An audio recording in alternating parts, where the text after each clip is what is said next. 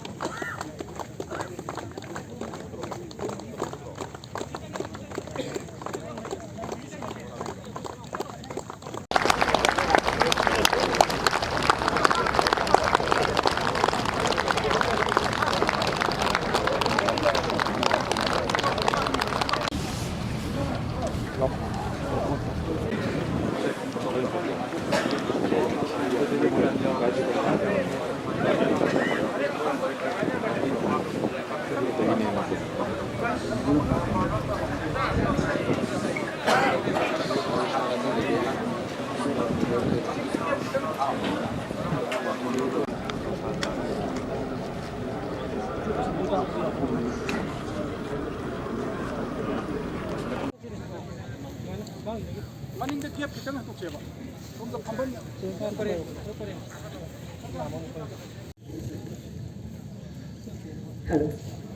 ꯂꯦꯞꯄꯤꯔꯤꯕ ꯏꯆꯤꯜ ꯏꯅꯥꯎꯁꯤꯡꯅꯁꯨ ꯍꯣꯔꯦꯟ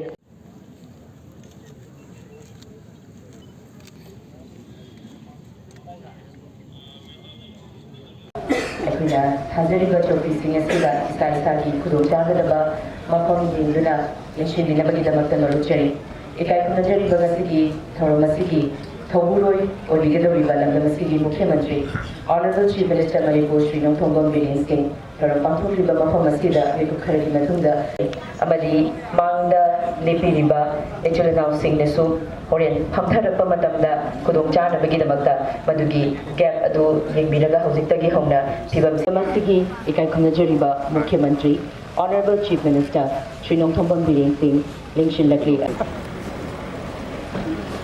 Ladies and gentlemen, please welcome our Honorable Chief Minister Manipur Sri Nongthongboam Biren Singh.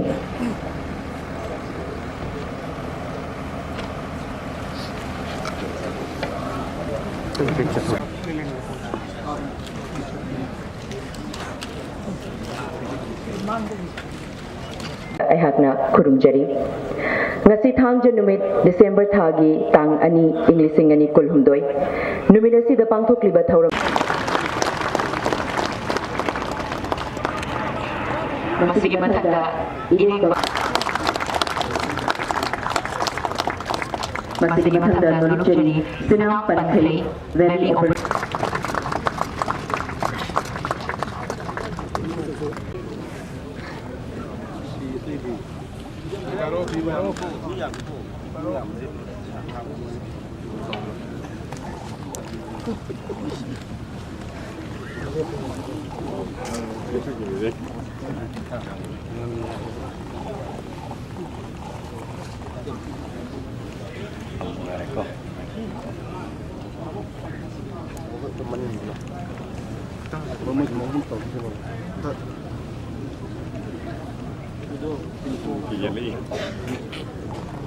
agak sedikit ni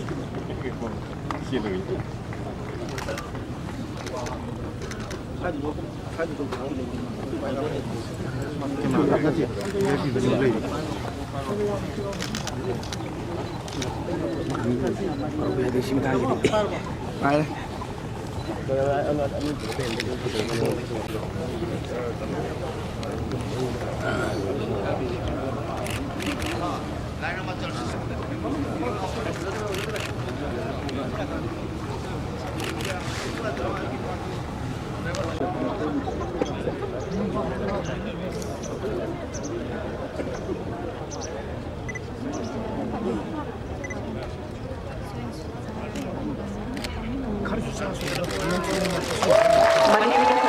Pagbilising na Mandarin Shibiriba sa ipong na magkamali.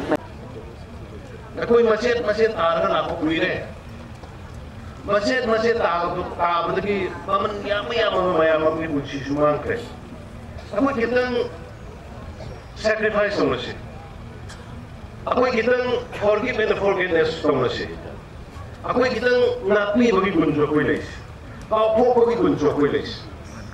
Natragadi. Ako'y masin krat-krat-krat narkanda. Parigino, suko mag-UNLF kumasaw para organization naman ang sandigi ng mida lahat mada haraw rin doon siya.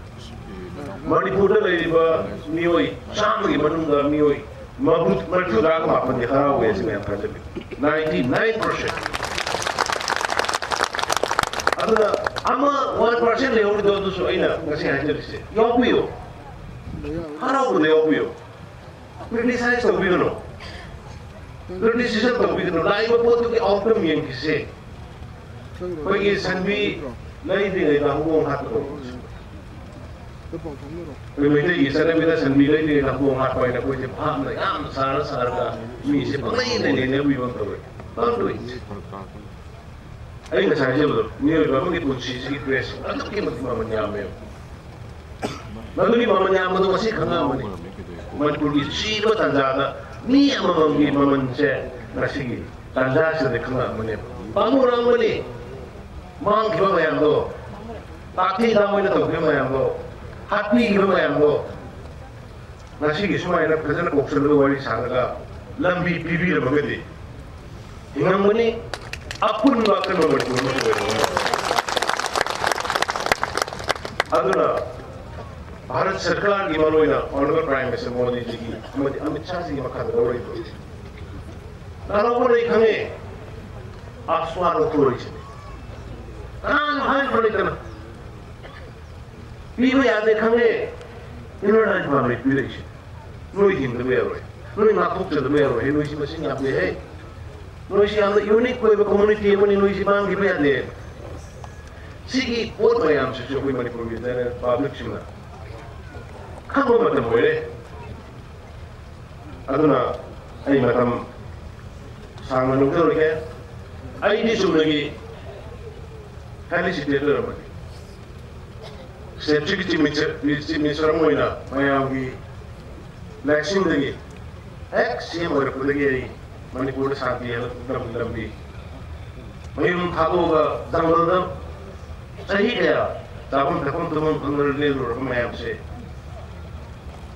Mapunsi mo hindi abro yenge hay na mano jaba amanda jalerong United Front ki ay inaw sila leaders committee ke chairman difuga mo siya pamili jalerong United Front ki makoy gisyo ko peace agreement ma Bharat sarkar ka tumulga usimoy peace to ka nawali sa kanay alu ba hada kisina Manipur के अंदर ग्राम सिंह बनूंगा फायदे की चावना भारत सरकार का वाली शाबा होगा अनुभव फायदे की चावना मणिपुर प्रजा में आऊँगी हमारे भारत की माई बाप बने ना लोग जो बदूंगा तुम ठांगा बने अगर कोई मैं आना एनकरेज लोग से कोई मैं आना सेवी लोगी मोहता गांगी लोगी मोहता घूमी लोगी मोहता अच्छा मसा होएगा फैमिली की पॉलिटिक्स तुम लोगी मोहता ले ना से सही क्या काम वर्क जंगल वर्क इसी सब चपूले प्रोग्राम से let them get a new life Manipur की जज्जु कन्वा अनुबा ममन यामगा नामुसिंग मरुचिंग से कुछ जज्जु कन्वा भारत की सुभावा मणिपुर की सुभावा अनुबा तांका कमा वर्क न होना बदा कोई पुन्ना हम वैसे नहीं कोई आपसे अनुबा अमना जिसके general secretary yang makan hai kibot maina Manipur na dito community ko ni ma koi naate ni koi yesi na naate Manipur na hana lagi bayo koi na lagi mamang lagi le mineral ko na try to traga ni to dundo recognize or ko 하이리바 군산에 소용도에서 군철라가 군도 머니고 아까도 머니고마 세마해서 나시기 레이버 सरकार기 अदुगा भारतदा लेबिरिबा जबा बीजेपीगी मोदीजीगी अदुगा ngasi wari sabagi lambi da lakmiraba UNLF isu अदुगा wakhallon na oibadina somna wari sabaga loina hana lebiraba singda manda karida lebiramanina ngasi manipur tu crisis isu achobo role ama lobirkada ayogi hana dagi leminaraba ani ba policy koi kunchulaga hana gi manipur ro semnaba amuk lehena ohana bada mateng pangbiu hainai masigi UNLF isi nausin ya कोई तनागे के अंदर लेते तनागे के अंदर लेने बोलो होना दे ये कोई ना होना जब सरकार ना होना जब है वो only मशीन आमदे तब मैं हो रहा देखने लगा indigenous people कर रखा है मशीन वो मापान देखने लाख मशीन ना over crowded हुए कितना over population हुए कितना ये कोई identity मांग नहीं कर ये कोई पूर्ण मशीन मांग नहीं कर है कोई मापान देखने चलो तो कर कोई नाक से ting se ai min ba hana de gila ba chin na sin ma yo ba na sin sarkar sin ko nuai ta ba na na mo de yek na bo wa ko de ma chen na ma de ke se na sin ye su ba kan la ni sen ya ma lai pham chi ma ya ma la pu chali ihan hana tawgada ba du ba maru ba thabak ni haina khandana masigi thabak si akoina sanga ba matam mama chataraki ashamana chataraki ba phi masida matamduda lermliba phiba maduda tawriba thabak asi sumnagi kadore haiba matamda indiana manipur se maning makha tamba aduga sovereign independent country ama oirami haibasi indiana ka UNLF yai haibali adugi photo adugi wafam se sovereignty wafam yauna koina